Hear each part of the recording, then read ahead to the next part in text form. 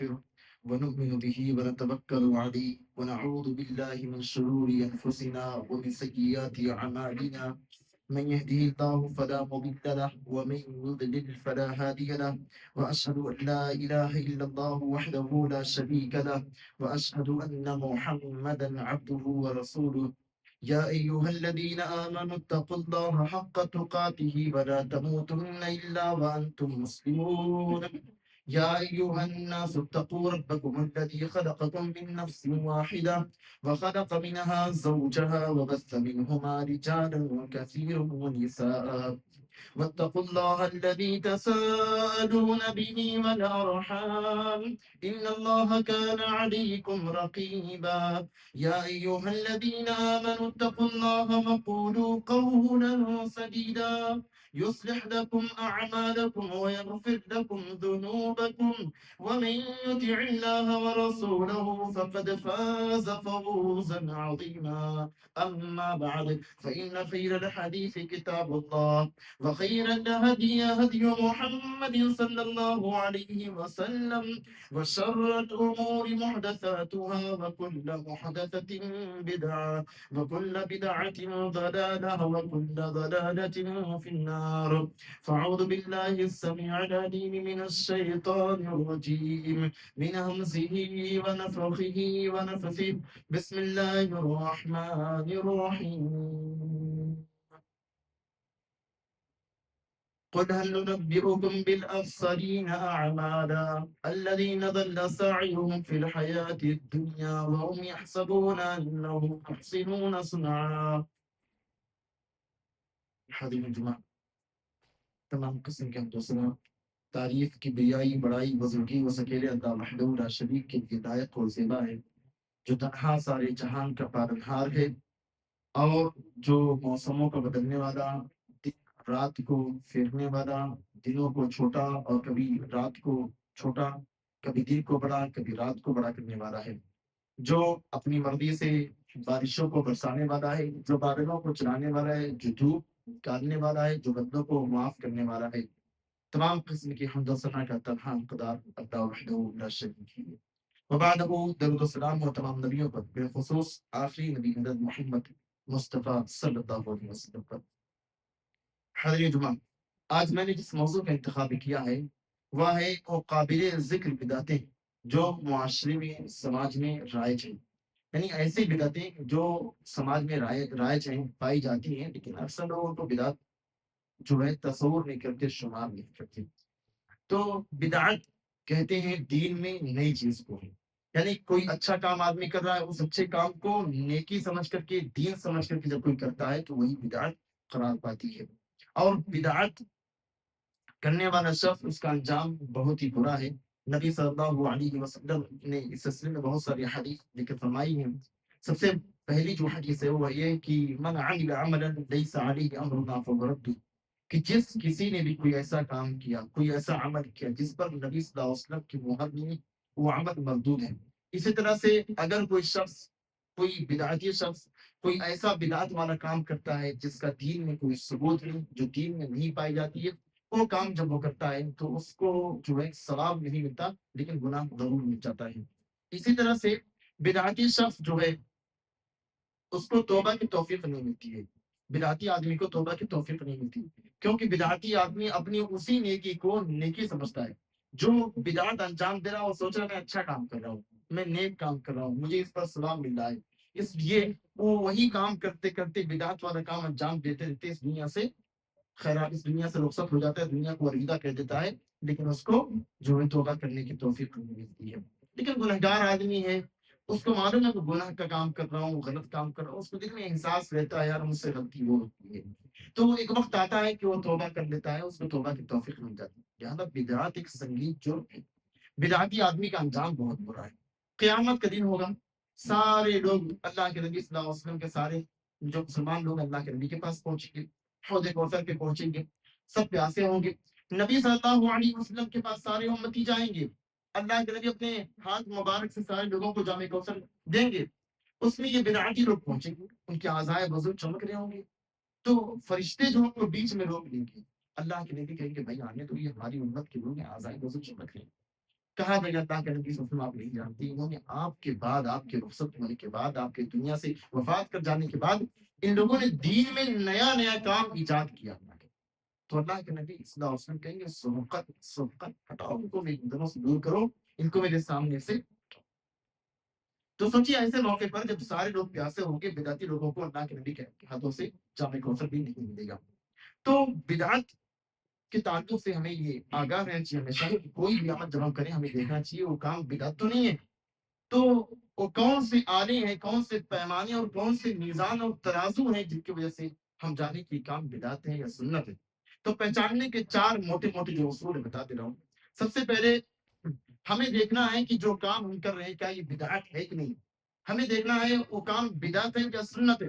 تو اس کو سمجھنے کا سب سے پہلا جو آلہ ہے، جو میزان، جو ترازو ہے، وہ یہ کیا یہ کام دین میں جو ہو رہا ہے نیا کام ہے یا نبی صلی اللہ علیہ وسلم کے زمانے سے ہوتا ہے۔ مثال کے طور پہ جیسے عید میلاد النبی ہے، اب عید میلاد النبی کو ہم دیکھیں گے کیا یہ نیا کام یا اللہ کے نبی صلی اللہ علیہ وسلم کے زمانے میں بھی ہوتی رہی، تو دیکھیں گے۔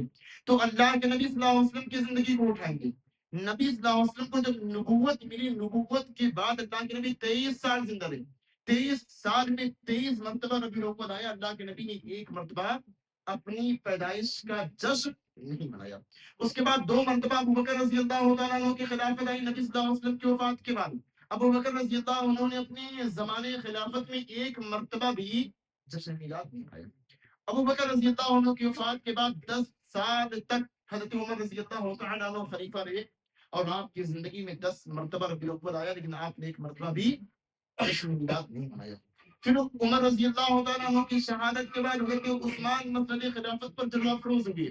حضرت عثمان جب بیٹھے تو آپ 12 سال تک رہے، 12 سال میں 12 مرتبہ ربیع الاول آیا لیکن ایک مرتبہ بھی حضرت عثمان رضی اللہ تعالیٰ عنہ نے نہ منایا اور نہ ہی منانے کا حکم دیا۔ دیکھیں گے علی رضی اللہ عنہ کو، اس کے بعد علی رضی اللہ عنہ تقریباً 5.5-6 سال، جو بھی 5.5 سال یا 6 سال جو بھی آپ رہے، حضرت علی رضی اللہ تعالیٰ عنہ کی دور خلافت میں 5-6 مرتبہ آیا، آپ نے ایک مرتبہ بھی نہیں منایا۔ یعنی خلافت راشدہ 30 سال کا جو یہ خلافت راشدہ کا جو وقت تھا اس میں کسی بھی صحابی نے، کسی بھی خلیفہ نے جشن میلاد نہیں منایا۔ اب ہمیں معلوم چل گیا صحابہ نے نہیں منایا، نبی نہیں منائے۔ اب ہم اور آگے جائیں گے تو 110 سال تک تقریباً نبی صلی اللہ علیہ وسلم کے صحابہ کی عمر رہی، 110 سال تک نبی صلی اللہ علیہ وسلم کے صحابہ زندہ رہے، کسی صحابی نے ایک مرتبہ بھی نہیں منایا۔ اس کے بعد تابعین کا زمانہ آیا، نبی کے بعد صحابہ، صحابہ کے بعد تابعین، 170 سال تک جو ہے تابعین رہے، اور تابعین میں سے کسی نے نہیں منایا۔ اس کے بعد پھر تبع تابعین آئے، 250 سال تک ان لوگوں میں سے کسی نے نہیں منایا۔ پھر متقدمین 300 سال تک رہے، ان لوگوں میں سے کسی نے نہیں منایا۔ متقدمین یعنی اسلام کا جو ابتدائی جو مرحلہ تھا، جو 300 سال تھا، اس میں کسی نے بھی جشن میلاد نہیں منایا۔ ہمیں معلوم چلا کہ یہ جو ہے بدعت، ہم نے دیکھ لیا دین میں نیا کام ہے، قرآن اور حدیث میں کہیں بیٹھ نہیں رہا کہ سیٹ اور فٹ نہیں ہو رہا ہے، تو آپ سمجھیے یہ بدعت ہے۔ تو بدعت جاننے کا سب سے پہلا جو آلہ ہے وہ یہی کہ ہم دیکھیں گے کام یہ دین کا ہے یا بدعت کا ہے۔ تو سب سے پہلے ہم دیکھیں گے صحابہ کرام کو، دوسرا جو عمل، دوسرا جو ترازو ہے جس کے ذریعے سے ہم بدعت کو پہچان سکتے ہیں وہ ہے کہ اللہ کے نبی صلی اللہ علیہ وسلم نے کسی کام کو کیا ہے لیکن اللہ کے نبی نے جس وقت پر کیا وقت کو بدل دیا گیا۔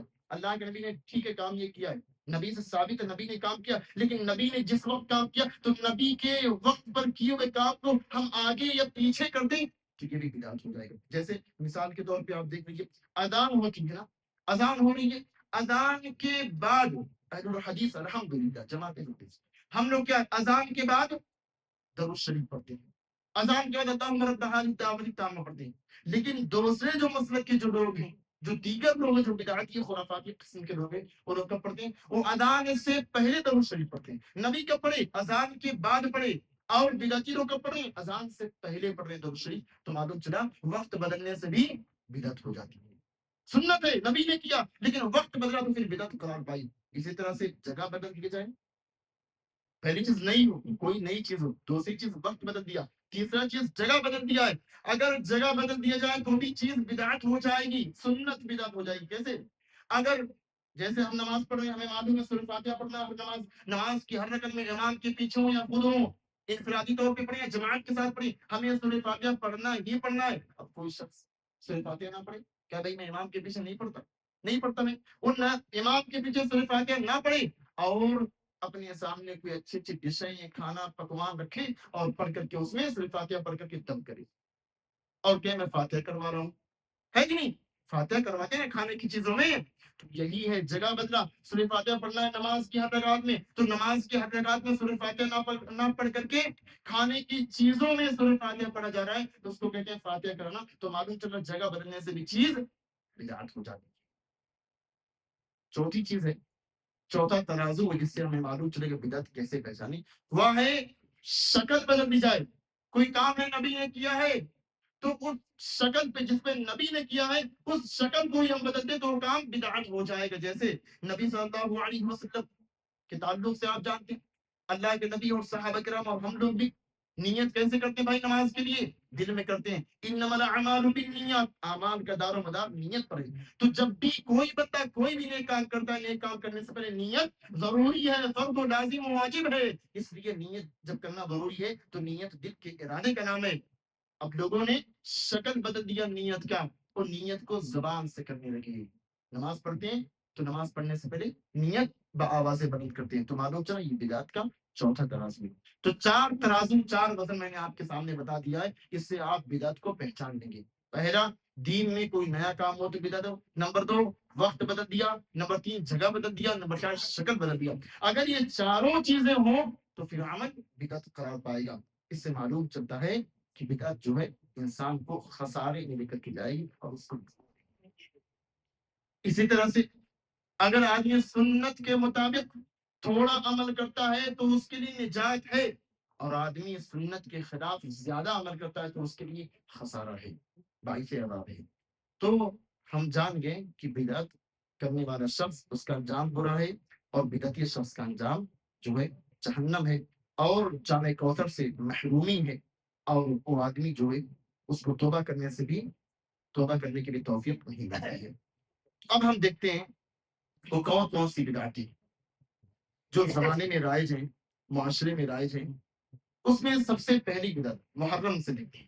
محرم کا مہینہ جس کو شہر اللہ محرم کہا جاتا ہے، کہ یہ مہینہ تو اللہ تعالیٰ کا مہینہ ہے، حرمت والا مہینہ، محرم کا مہینہ حرمت والا مہینہ، تاریخ جو ہے جو ہجری سال ہے اس میں سب سے پہلا مہینہ محرم کا مہینہ، اور محرم کے مہینے میں جو بدعتیں ایجاد کی جاتی ہیں اور جن بدعتوں پر عمل کیا جاتا ہے، جیسے تعزیہ نکالنا، جلوس نکالنا، کالے کپڑے پہننا، سبیلے لگانا، میلے اور ٹھیلے لگانا اور وہاں پر جا کر کے شرکت کرنا، یا اس کو غم کا مہینہ منانا اور محفلیں اور مجلسیں لگانا، جلسے اور جلوس میں شرکت کرنا، یہ سب کیا ہے؟ بدعتیں۔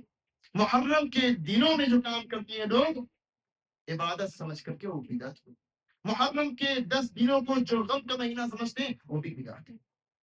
محرم کے 10 دنوں کو جو غم کا مہینہ کہتے ہیں کہ اللہ کے نبی صلی اللہ علیہ وسلم کے نماز سے حضرت حسین رضی اللہ تعالیٰ عنہ کو شہید کیا گیا، اس میں وہ غم مناتے ہیں۔ بھائیوں، تاریخ اسلام میں کوئی ایسا دن، کوئی ایسا مہینہ، کوئی ایسا سال اور وقت نہیں جس میں کوئی بڑے عظیم صحابی کی وفات اور شہادت نہ ہو۔ اس لیے اگر وہ غم مناتے ہیں تو زندگی کا ہر وقت آدمی غم میں ہی ڈوبا رہے گا۔ اس لیے معلوم چلا کہ غم نہیں منانا ہے، چاہے وہ محرم کا 10 دن ہو یا کوئی اور دن۔ حتیٰ کہ اگر کوئی مر جائے، کوئی اپنا مر جائے، اپنا بیٹا مر جائے، بھائی مر جائے، بیوی مر جائے، کوئی رشتے دار مر جائے، اپنا قریبی مر جائے، تو اس کے مرنے پر صرف اور صرف 3 دن، صرف 3 دن سوگ منایا جا سکتا ہے، صرف 3 دن۔ صرف بیوی کو اجازت ہے کہ بیوی 4 مہینہ 10 دن شوہر کے مرنے پر جو سوگ منائے، اس کے علاوہ وہ عدت گزاری لوگ، اس کے علاوہ جتنے بھی ہماری ماں مر جائے، ہمارے باپ مر جائے، ہمارے بھائی مر جائے، ہماری بیوی، ہماری بہن بیٹی سب مر جائیں، کنبے قبیلے ہم سے زیادہ ہو جائے، لیکن ہمیں اجازت نہیں کہ ہم 3 دن سے زیادہ سوگ منائیں، غم منائیں، نہیں، اجازت نہیں، اجازت نہیں، سب بیوی کو اجازت۔ اور آج سے 1400 سال پہلے جن کی وفات ہوئی، جو شہید ہو گئے، ان کے غم میں ڈوبے ہوئے ہیں، جبکہ اللہ تعالیٰ کیا کہتا ہے، وَلَا تَقُولُوا لِمَن يُقْتَلُ فِي سَبِيلِ اللَّهِ أَمْوَاتٌ، ارے اللہ کے راستے میں جو مر گئے، جو شہید ہوئے، ان کو تو مردہ مت کہو، وہ زندہ ہیں، وَلَٰكِن لَا تَشْعُرُونَ، لیکن تم سمجھتے نہیں ہو۔ تو محرم کی بدعتیں، اسی طرح سے سفر کی بدعتیں، سفر کے مہینے کو بعض لوگ منحوس سمجھتے ہیں، سفر کے مہینے میں شادی نہیں کرتے، سوچیے سفر کے مہینے میں، سفر کے مہینے کو منحوس سمجھنا یہ بھی ایک طرح کی بدعت ہے۔ اسی طرح سے ربیع الاول میں عید میلاد النبی منانا، یہ بھی ایک بڑی بدعت ہے، بلکہ بہت بڑی بدعت ہے۔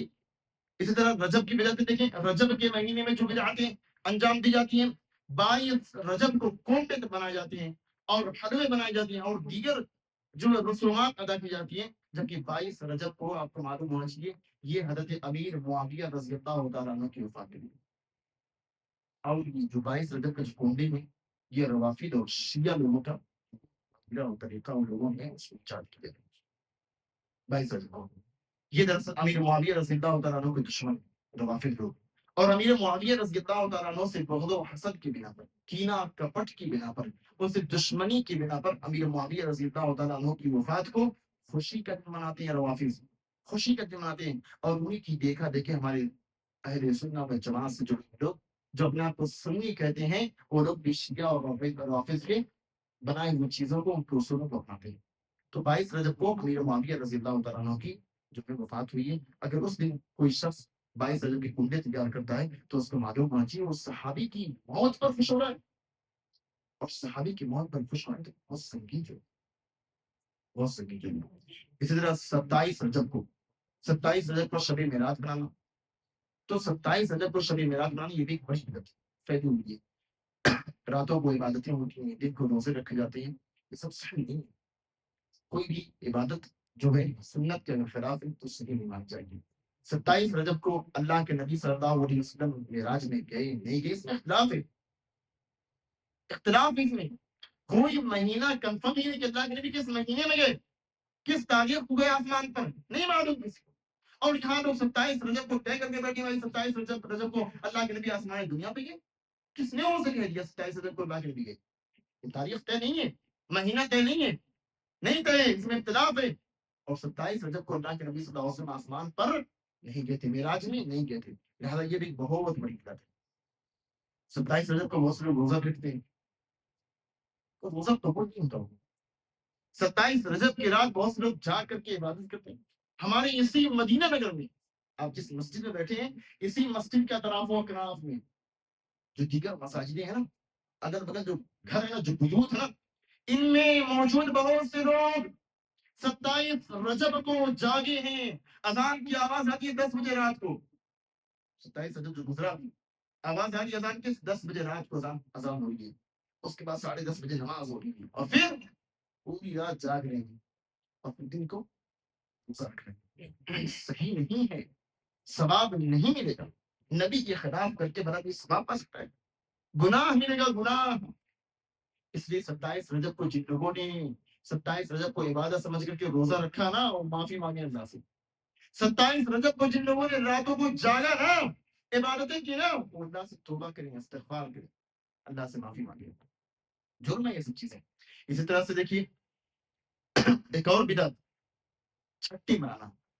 بعض لوگ کیا ہے، بہت سے علاقوں میں دیکھا جاتا ہے کوئی بچہ پیدا ہوا، بچہ پیدا ہونے کے بعد جو ہے چھٹے بچے کی چھٹی مناتے ہیں، ابھی عقیقے کا رواج اب چلا ہے بہت سے علاقوں میں، ورنہ بہت سے ایسے علاقے تھے جہاں علم کی کمی تھی، وہاں پر لوگ بچے کا عقیقہ نہیں کرتے تھے بلکہ چھٹی مناتے تھے، اس کی جو مسلمانی ہو رہی ہے، پھر جو اس کے دیگر تمام چیز ہو رہی ہیں، بعد نکالے جا رہے ہیں، لیکن عقیقے کے طور پہ نہیں، چھٹی کے طور پہ اس کا ہو رہا تھا، تمام سر رسم و خرافات انجام دیے جا رہے تھے، اور عقیقہ نہیں کرتے تھے، جانور قربان نہیں کرتے تھے۔ شریعت اسلام میں کہ بچہ جب پیدا ہو 7ویں دن اس کا عقیقہ کرو، اس کا نام رکھو، اس کے بال نکالو، اور اسی طرح سے اس کے لیے جانور ذبح کرو، جانور قربان کرو، بکرا لڑکا ہے تو پھر 2 جانور، لڑکی 1 جانور۔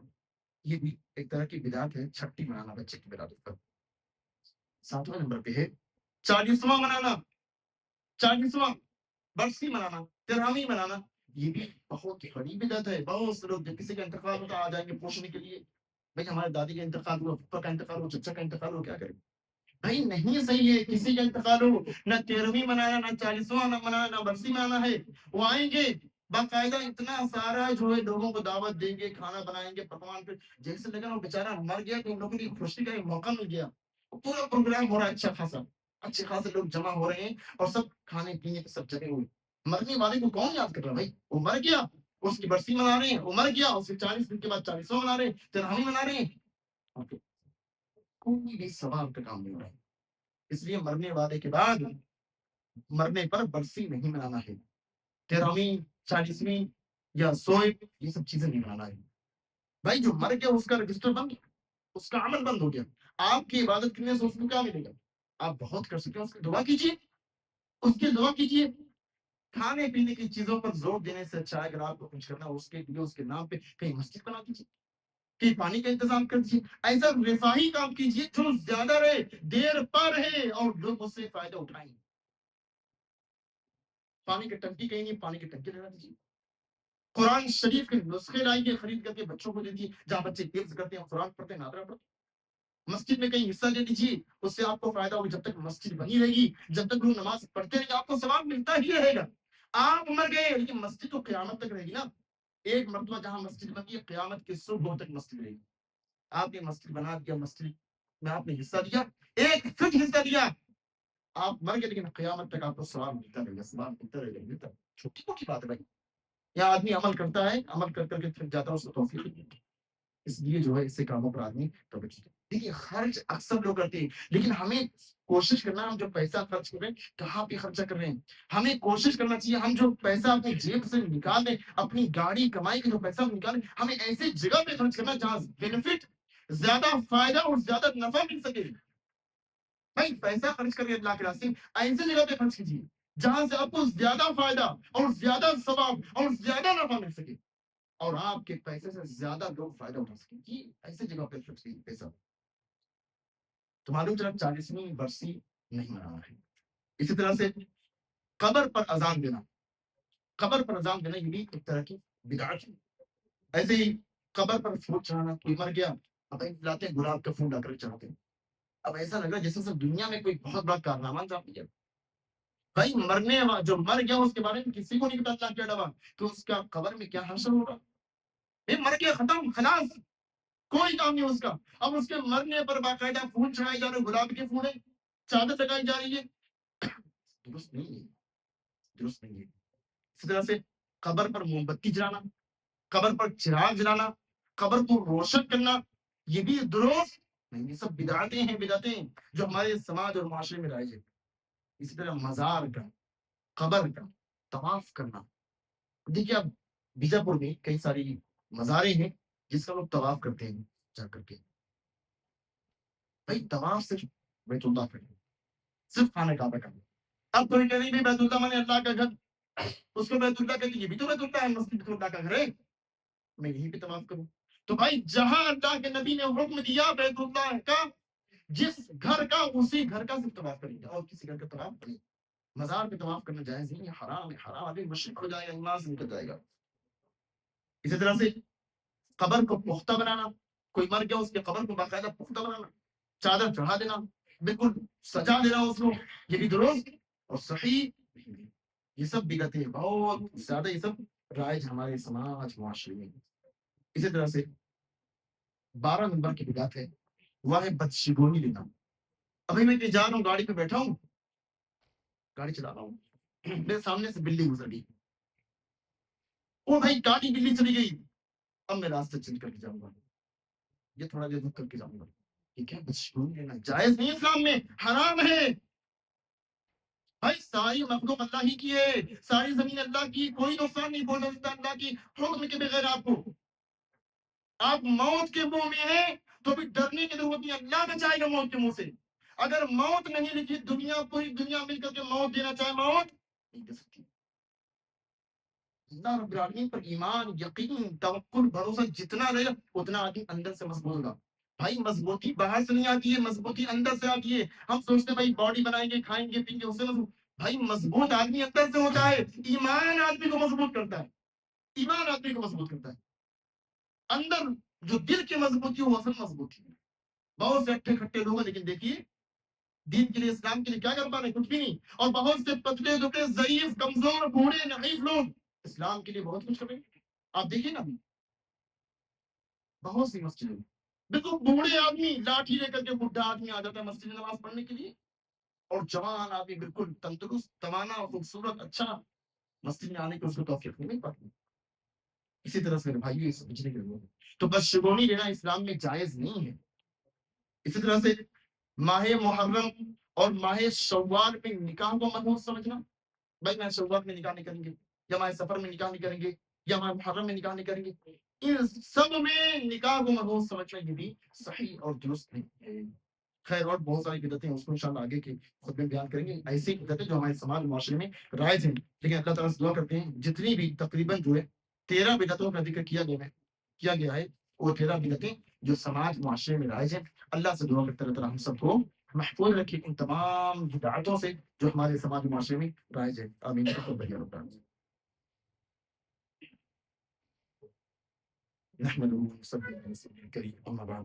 محترم رات آج تقریباً جو ہے 10 تاریخ ہے شعبان کی. اور شعبان آپ جانتے ہیں 15 شعبان کو یہ بھی ایک طرح کی بدعت ہی ہے. لوگ مناتے ہیں 15 شعبان کو باقاعدہ جماعت کے ساتھ جائیں گے قبرستان. 15 شعبان کو بھی رات کو جاگیں گے. 15 شعبان بھی دیکھیے آپ ابھی آج کہا جائے نا جو بول دیا جو رات کو ہے 15 شعبان لوگ باقاعدہ جاگیں گے رات میں پوری اللہ کی عبادت کریں گے اور دن کو گزر کے ایسے لوگ بالکل خسارہ اٹھانے والے ہیں پوری ثواب پانے والے ہیں. بھائی سنت کے مطابق ہی عمل کرنا ہے. اور 15 شعبان کو وہ سوچتے ہیں روح آئے گی ہمارے جو ابا مر گئے دادا مر گئے چچا چچی مر گئے ان کی روحیں آئیں گی ہمارے گھر میں. وہ آتی ہیں وہ تڑپتی ہیں ترستی ہیں جو ان کو جو اچھی چیز پسند ہے ان کو دینا بنا کر کے. بھائی یہ سب حرام چیز ہے سب کوئی صحیح بات نہیں ہے. جو مر گیا اس کی روح مر گئی مطلب اس کی روح زندہ آ رہی ہے اس کی روح لوٹ کر کے نہیں آئے گی. شب برات کا معنی کیا ہوتا ہے بیزاری والی رات. یہ سب روافظ کا دیا ہوا چیز ہے. سب روافظ کی دی ہوئی چیزیں ہیں یہ سب. یہ شب برات منانا لیکن اہل سنت و جماعت سے منسلک لوگ بھی سب چیزیں منا رہے ہیں. اس لیے ہمیں چاہیے کہ شب برات سے جو ہے دور رہیں. روح کسی انسان کی آتی نہیں واپس. مان لیجیے کسی کا حادثہ ہو گیا لوگ کہتے ہیں یار اس کا ایکسیڈنٹ ہوا تھا جل کے مر گیا گر کے مر گیا دب کے مر گیا ڈوب کے مر گیا تو اس کی روح آ رہی ہے رات کو پریشان کریں. ارے بھائی جو مر گیا اس کی روح کہاں آئے گی. اس کی آتما نہیں آتی ہے شیطان آتا ہے پریشان کرنے کے لیے. جو مر گیا قومی مرائی برزخ العلاج جو معصوم ان کے درمیان ایک پردہ حائل ہو گیا ہے نہیں آ سکتے ہو. اس لیے بالکل آپ مطمئن رہیں جو مر گیا اس کی روح نہیں آتی ہے. لہذا 15 شعبان کو حلوہ وغیرہ بنانے کی ضرورت نہیں ہے. نہیں ضرورت اس کی حلوہ بنانے کی ضرورت ہے. اسی طرح 15 شعبان کو جو لوگ روزہ رکھتے ہیں 15 شعبان کی رات میں جاگتے ہیں تو وہ ایک دلیل پکڑتے ہیں اذا كانت لیلۃ النصف من شعبان فقوموا لیلہ وصوموا نہارا کہ اللہ کے نبی نے کہا جب شعبان کا نصف شعبان ہو تو رات کو قیام کرو دن کو روزہ رکھو. امام البانی رحمہ اللہ کہتے ہیں یہ حدیث ضعیف جدا ہے بہت ہی کمزور حدیث ہے. اور آگے آپ نے کہا او موضوع یا تو یہ حدیث ضعیف ہے یا تو بنائی ہوئی ہے خود ساختہ حدیث ہے خود سے کڑھ کی گئی یہ حدیث ہے. تو معلوم چلا 15 شعبان کے تعلق سے جو حدیث ہے ضعیف ہے. جتنی حدیث سب ضعیف. اور 15 شعبان کی جو لوگ فضیلت بیان کرتے ہیں نا وہ شب قدر کی لیلۃ القدر کی فضیلت اٹھا کر کے 15 شعبان پہ لا کر کے فٹ کرتے ہیں. درست نہیں ہے. تو 15 شعبان کے تعلق سے جتنی بھی چیزیں ہیں اس سے بچا جائے. ایک عام دن کی طرح آپ گزاریے عام دن کی طرح. تو 15 شعبان میں کرنا کیا ہے 15 شعبان میں نہیں بلکہ پورے شعبان کے مہینے میں ہم دیکھیں گے نبی کا صحابہ کا صحابیات کا طریقہ کیا تھا. اما عائشہ رضی اللہ تعالی عنہا اور دیگر صحابیات دیگر امہات المؤمنین 15 شعبان نہیں بلکہ پورے شعبان کے مہینے میں وہ کہتی ہیں ہمارے جو روزے چھوٹ جائے کرتے ہماری ماؤں بہنوں کے جو روزے چھوٹ جاتے ہیں رمضان میں کہا ہمارے جو روزے چھوٹ جاتے تھے اگر نہیں رکھ پاتی تھی بیچ میں تو شعبان کے مہینے میں اپنے روزے مکمل کر دیتے. بھائی جو روزہ چھوٹ گیا اس کو شعبان کے مہینے مکمل کرو اور شعبان کے مہینے میں رمضان کی تیاری کرو. شعبان کے مہینے میں نبی صلی اللہ علیہ وسلم روزہ رکھا کرتے تھے لیکن نبی صلی اللہ علیہ وسلم کا عمل کیوں اس لیے اللہ کے نبی صلی اللہ علیہ وسلم نے اس کی تیاری کرنے کے لیے رمضان کی تیاری کرنا ہے شعبان میں نہ کہ بدعتوں کو خرافاتوں کو انجام دینا. لہذا 15 شعبان کو جن کو جاگنا ہے تو لوگ آج سے ہی توبہ کر لیں. ہرگز نہ جاگیں. 15 شعبان کی رات میں جاگنے کا اگر کسی کا ارادہ ہے تو کینسل کر دے. 15 شعبان کے دن میں کسی کو روزہ رکھنے کا ارادہ ہے کینسل کر دے. نہ جاگے نہ عبادت کرے. اس کی جو روز کی جو روٹین ہے جو نمازیں پڑھتا ہے پڑھے جو تلاوت کرتا ہے کرے خاص نہ کرے. اب کوئی کہ آج جمعہ ہے آج میں رات کو اٹھ کے تہجد پڑھوں گا نہیں درست ہے. کوئی کہ آج جمعہ ہے آج تو میں روزہ رکھوں گا نہیں درست ہے. بھائی کسی دن کو خاص نہیں کرنا ہے. اگر آپ کرتے رہے ہیں روزہ رکھتے رہے بیچ میں جمعہ رکھیے بیچ میں جمعہ رکھیے. آپ عبادت کرتے تہجد پڑھتے جمعہ کی ادائی پڑھیے. ویسے اگر آپ سوئیں آپ کی آنکھ کھل کے آپ کے دل میں چلو میں تہجد پڑھتا ہوں تو پڑھیے. لیکن یہ سوچ کر کہ آج جمعہ کی رات ہے اسپیشل آج میں تہجد پڑھوں گا تو غلط ہو آج جمعہ کے دن ہے، آج میں خاص طور سے آج میں روزہ رکھوں تو غلط ہو جائے گا، ہے نا؟ تو آپ کو ویسے ہی جو آپ کی روٹیاں ہیں آپ کو دل میں آیا جب بھی آئے کسی بھی وقت کریے عبادت، اس میں کوئی شوق اس میں کوئی منع نہیں ہے، لیکن ہمیں چاہیے ہم سنت کے مطابق ہی عبادت کریں۔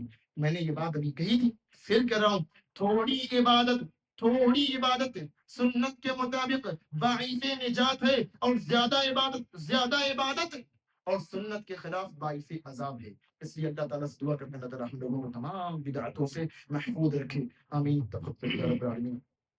إن الحمد لله نحمده ونستعينه ونستغفره ونؤمن به ونتوكل عليه ونعوذ بالله من شرور أنفسنا ومن سيئات أعمالنا، من يهده الله فلا مضل له ومن يضلل فلا هادي له، وأشهد أن لا إله إلا الله وحده لا شريك له، وأشهد أن محمدا عبده ورسوله، إن الله وملائكته يصلون على النبي يا أيها الذين آمنوا صلوا عليه وسلموا تسليما، اللهم صل على محمد وعلى آل محمد كما صليت على إبراهيم وعلى آل إبراهيم إنك حميد مجيد، اللهم بارك على محمد وعلى آل محمد كما باركت على إبراهيم وعلى آل إبراهيم إنك حميد مجيد۔ عباد الله رحمكم الله، إن الله يأمر بالعدل والإحسان وإيتاء ذي القربى وينهى عن الفحشاء والمنكر والبغي يعظكم لعلكم تذكرون، واذكروا الله يذكركم وادعوه يستجب لكم، ولذكر الله تعالى على مولد وتم أكبر، والله يعلم ما تصنعون۔